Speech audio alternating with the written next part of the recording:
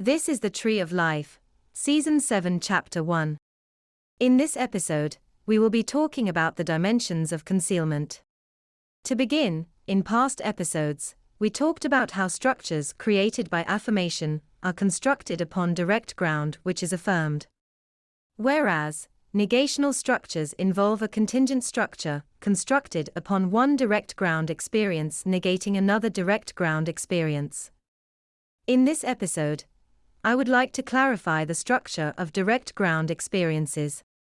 Direct ground experiences are reliant upon reciprocation, or are the manifestation of that reciprocation.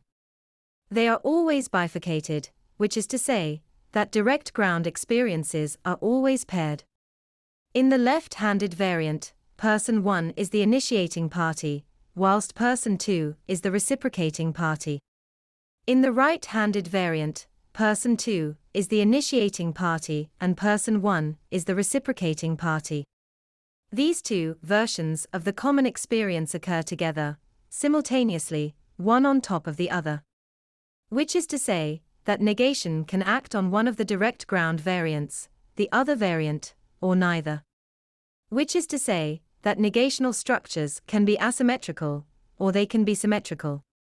On the other hand, affirmational structures are always symmetrical, in that, in order to affirm one of the variants, the other must also be affirmed.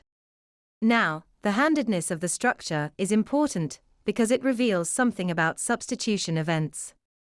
If a negational structure is used to negate one of the two direct ground variants which coexist in any social exchange, the result is a substitution event. Which is to say, that an asymmetrical structure creates path divergence, rather than convergence.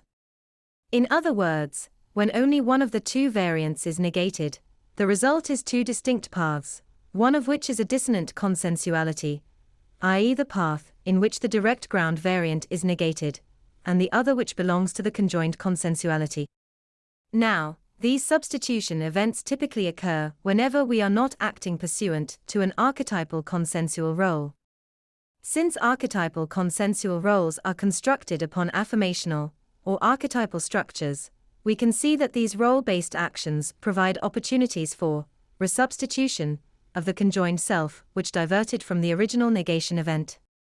In other words, let's imagine that you are doing a role play, and that role is an archetypal consensual role. Each time you stop playing the role represents a substitution event, whereby paths diverge, and another actor takes your place in the conjoined consensuality. You exist during this off period within a dissonant consensuality. When you resume playing the role, a resubstitution event occurs, whereby you are substituted back into the conjoined consensuality to accomplish the role.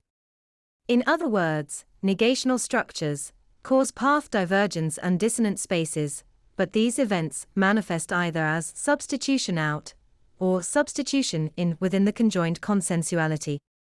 Now, what I have heretofore called continuity breaking is synonymous with symmetry breaking, which is the breakdown in the symmetry of the direct ground reciprocation experience, such that it causes path divergence. The dimensions of concealment, described in the past episode, involve the negation of expression of a need to undermine the self-consciousness of an impulse. This means essentially that by denying expression of a need, you are negating one of the symmetrical variants underlying a direct ground experience. This negation diverts you into a dissonant consensuality, which is a kind of space which is concealed, not dissimilar from the way that nonlinearity is exposed.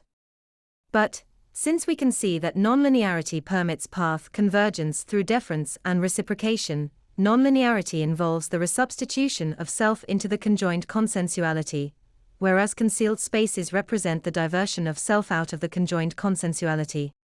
In other words, if we can summarize, direct ground is two-dimensional, but founded upon reciprocation. This bidimensionality represents the maintenance of the conjoined consensuality through the mechanism of symmetry.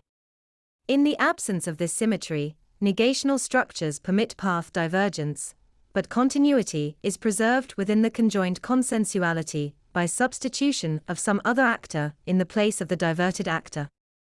Resumption of an archetypal role involves the resubstitution of the original diverted actor from the dissonant consensuality. To give you an example, an individual's life is like a carousel. The conjoined self exists within a larger carousel, and the dissonant self, if one is present, in a smaller carousel beside it. When an individual steps from one carousel to the other, this is a substitution event, either in or out. But the smaller carousel, being a dissonant consensuality, is a kind of egoistic solipsist reality. When one steps back to the smaller carousel, someone else takes one's place on the conjoined carousel. When one steps back to the larger, that person moves out of the way. That's the end of the podcast for today.